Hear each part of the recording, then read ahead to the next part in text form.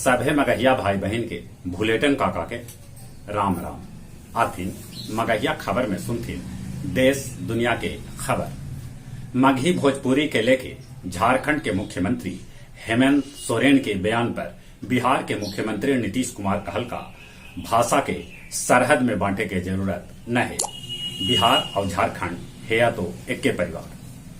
चरणजीत सिंह चन्नी संभारलन पंजाब में मुख्यमंत्री के कुर्सी। राष्ट्रीय महिला आयोग कहलक मीटू मामला में पंजाब के मुख्यमंत्री देथन अपन इस्तीफा।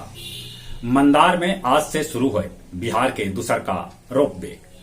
पटना के भेटायल बिहार के पहला लिफ्ट वाला फुट ओवरब्रिज। जनता दरबार में बिहार के मुख्यमंत्री नीतीश कुमार 123 फरियादी सभे के फरियाद सुनलन। एगो फरियादी अपन गांव के यूपी से जोड़े के बाद कहलक त मुख्यमंत्री अपन हंसी न रोक पैलन। मुंगेर में पुलिस और नक्सली के बीच मुठभेड़ हुई। 50 राउंड चलल फायरिंग। थरिया पीट के नक्सली सभे दिलन हल फायरिंग के सिग्नल। फंदा से लटकल भेटैलन अखाड़ा परिषद के अध्यक्ष नरेंद्र गिरी। सल्फास के गोली उनका बगल में रखल हल। गेहूं में डाले लाल मंगौलन हल अपन चेला सभे से सल्फास के गोली। रूस में व्लादिमीर पुतिन के पार्टी फिर से जीतल चुनाव। चीन अंतरिक्ष स्टेशन तक जरूरी सामान ले जाए ले यान भेजलक। रूस के पर्म शहर स्थित एगो विश्वविद्यालय में बंदूकधारी अंधाधुन गोली चलौलक, जेकरा में 8 आदमी के मौत के खबर है। हमलावर के पुलिस कैलक गिरफ्तार। नाराजगी के बावजूद ब्रिटेन के रिश्ता फ्रांस के साथ मजबूत है। आईएस के आतंकी लेलन तालिबान पर हमला के जिम्मेवारी। 73वां एमी अवार्ड समारोह में दी क्राउन 7 गो पुरस्कार जीतलक। गया जी में सोमवार के कैलन करीब 1 लाख पिंडदान।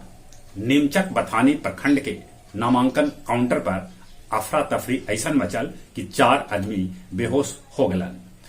बुध पूर्णिमा एक्सप्रेस से 48 बोतल दारू जब्त कल गए त मेडिकल थाना के गुलरिया चक भीड़ से दारू लदल एगो स्कॉर्पियो जब्त कल गए।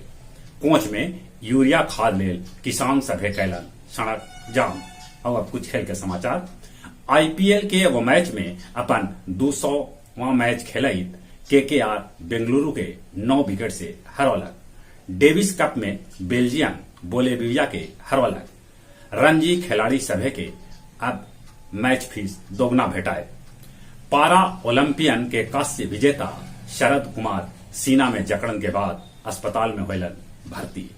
ऑस्ट्रेलिया के साथे भारतीय महिला टीम ऑस्ट्रेलिया में खेलत आज पहल का वनडे। जहां तक मौसम के सवाल है, मौसम विभाग सूचना दिलका है कि मानसून अपन राज्य से 10 अक्टूबर के विदा हो जाए।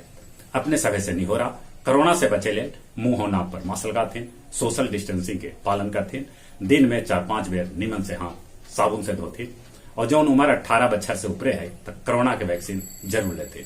चले अपने सभे के एक बेर फिर से भुलेटन काका के राम राम।